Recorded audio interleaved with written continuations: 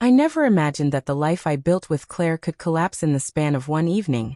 Yet there I was, standing just a few feet away, frozen, while the woman I had trusted for over 15 years laughed and leaned into another man's embrace. It wasn't a fleeting glance or a harmless touch. It was a kiss, a deep, intimate connection that she thought no one would see. I watched from the shadows, my chest tightening with every second. The restaurant was crowded, laughter and clinking glasses filling the air, but for me, it was as if the world had gone silent. I had 100 things I wanted to say, rage, heartbreak, questions, but my voice refused to come. Instead, I made a decision that would define the night. I would stay silent. I didn't want a scene. I didn't want to scream, to accuse, to make her defensive. I wanted her to see that I knew, to feel the weight of my awareness without me uttering a word.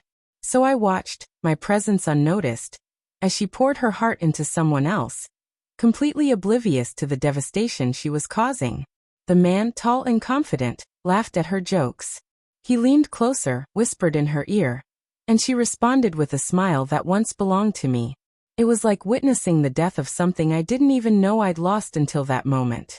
I stayed long enough to be certain. Certain that it wasn't innocent. Certain that the trust we had built over years had been shattered. And then I left, turning back only once to see her glance toward the entrance. Unaware it wasn't the night's end that had changed, but me. By the time she returned home, it was well past midnight. I was waiting in the living room, calm, collected, my expression unreadable. She froze the moment she saw me, her eyes wide and guilty. Daniel. She started, voice trembling. I didn't respond. I simply gestured toward the couch, and she sat, unsure, silent. She expected anger, maybe shouting. What she got was nothing but the quiet that had been building inside me for hours, months, perhaps years. Her hands trembled in her lap, her breath catching as she searched my face for any hint of the words she feared. But I said nothing. I let the silence do the work that words could never achieve.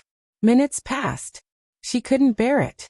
Her eyes filled with tears, and for the first time, I saw her crumble. Not because I yelled, not because I stormed the room, because she realized finally that her actions had consequences she could no longer avoid. I didn't mean, she whispered, breaking under the weight of her guilt.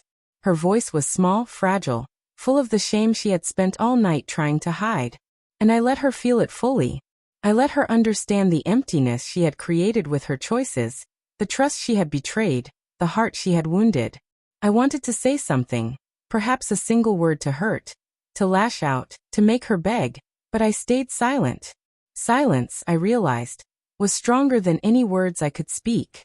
Silence forced her to confront herself, forced her to face the truth she had avoided.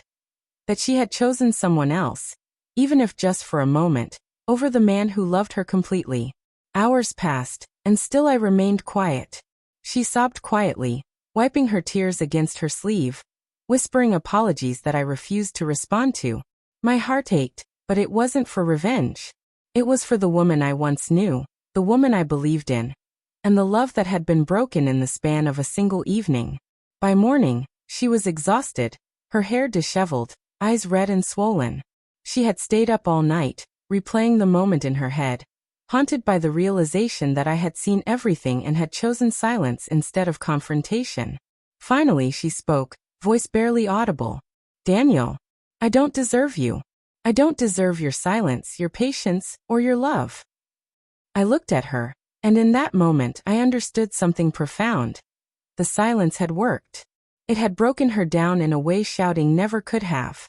And while my trust was fractured, while my heart ached, I also knew that she now understood the gravity of her betrayal in a way she never would have if I had yelled. I didn't forgive her that morning, not entirely. Some wounds take years to heal, and some trust may never return. But I saw clarity in her eyes, a reflection of the guilt and sorrow she had tried to hide. And that clarity was something words could not give, but silence could. For the first time, I felt control, not over her choices, but over the way I responded. I chose not to let anger dictate my actions. I chose to let her face the consequences of her own decisions, the weight of betrayal pressing down on her shoulders. And in that quiet, in that stillness, I realized something important. Sometimes the strongest response is no response at all. Sometimes, silence speaks louder than any scream. And truth reveals itself without a single word. By the time the sun rose, she was a woman broken by her own choices, forced to confront herself. And I, standing quietly beside her, understood that the path forward would not be easy, for either of us.